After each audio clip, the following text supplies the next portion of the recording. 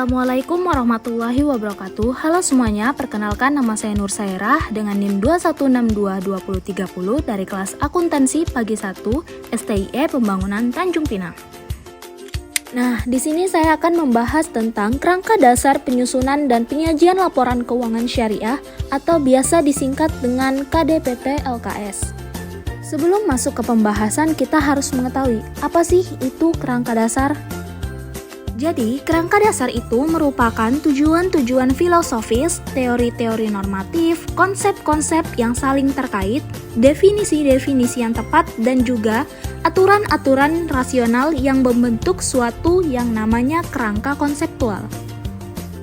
Lalu setelah kita tahu apa sih itu kerangka dasar, kini kita akan langsung masuk ke pembahasan utama kita mengenai kerangka dasar penyusunan dan penyajian laporan keuangan syariah. Jadi, KDPP LKS itu merupakan pengaturan akuntansi yang memberikan konsep yang mendasari penyusunan dan penyajian laporan keuangan atas transaksi syariah. KDPP LKS ini juga memberikan konsep dasar paradigma asas transaksi syariah dan juga karakteristik transaksi syariah.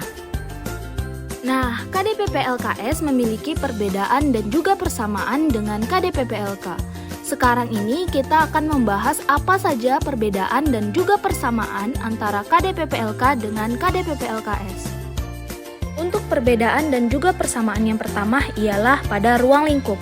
Untuk KDPP LK terdapat tujuan laporan keuangan, karakteristik kualitatif, definisi pengakuan unsur-unsur yang membentuk laporan keuangan, konsep modal, serta pemeliharaan modal. Sedangkan pada KDPP LKS terdapat tujuan laporan keuangan, karakteristik kualitatif, dan juga definisi pengakuan unsur-unsur yang membentuk laporan keuangan. Lalu yang kedua ialah pengguna dan juga kebutuhan informasi. Pada KDPP LK terdapat investor, karyawan, pemberi pinjaman, pelanggan, pemerintah, masyarakat, pemasok, dan juga kreditor usaha. Sedangkan pada KDPP LKS lebih banyak, yaitu investor, pemberi dana card, pemberi dana titipan, pengawas syariah, pemilik dana syirkah temporer, pemasok dan mitra usaha, pelanggan, karyawan masyarakat, pembayar dan penerima zakat, infak, sedekah, dan yang terakhir ialah pemerintah.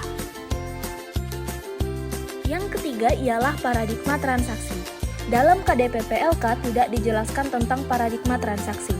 Sedangkan dalam KDPP LKS dijelaskan mengenai paradigma transaksi syariah yang berlandaskan pada paradigma bahwa alam semesta diciptakan oleh Tuhan sebagai amanah dan saran kebahagiaan hidup bagi seluruh umat manusia untuk mencapai kesejahteraan hakiki secara material dan juga spiritual. Perbedaan yang keempat ialah pada asas transaksi. Dalam KDPP LK tidak dijelaskan juga tentang asas transaksi. Sedangkan dalam KDPP LKS dijelaskan mengenai asas transaksi syariah. Ada 4, yang pertama itu ada persaudaraan ukhuwah, keadilan adalah, kemaslahatan maslahah, dan keseimbangan tawazun. Selanjutnya pada karakteristik transaksi. Sama seperti sebelumnya, dalam KDPP LK tidak dijelaskan juga tentang karakteristik transaksi yang diperbolehkan. Sedangkan dalam KDPP LKS dijelaskan bahwa karakteristik transaksi syariah ialah prinsip saling paham dan saling ridha, prinsip atas objek halal dan baik, uang sebagai alat tukar bukan komoditas, tidak mengandung unsur riba, kezaliman, maisir, gharar, dan haram, tidak menganut prinsip nilai waktu uang, demi keuntungan semua pihak, tidak ada distorsi harga, dan juga tidak mengandung unsur kolusi. Lalu perbedaan dan persamaan yang keenam ialah pada tujuan laporan keuangan. Dalam KDPP LK, tujuan laporan keuangan untuk menyediakan informasi yang menyangkut posisi keuangan, kinerja, serta perubahan posisi keuangan suatu perusahaan yang bermanfaat bagi sejumlah besar penggunanya. Sedangkan KDPP LKS, tujuan laporan keuangannya itu sama seperti KDPP LK, namun pada KDPP LKS ada tujuan lainnya, yaitu meningkatkan kepatuhan terhadap prinsip syariah, informasi kepatuhan entitas syariah, informasi mengevaluasi pemenuhan tanggung jawab entitas, dan informasi tingkat keuntungan investasi yang diperoleh penanaman modal dan syirkah temporer. Yang terakhir ialah unsur-unsur laporan keuangan. Pada KDPPLK terdapat posisi keuangan, kinerja, laporan perubahan modal, laporan arus kas, dan juga CALK atau catatan laporan keuangan.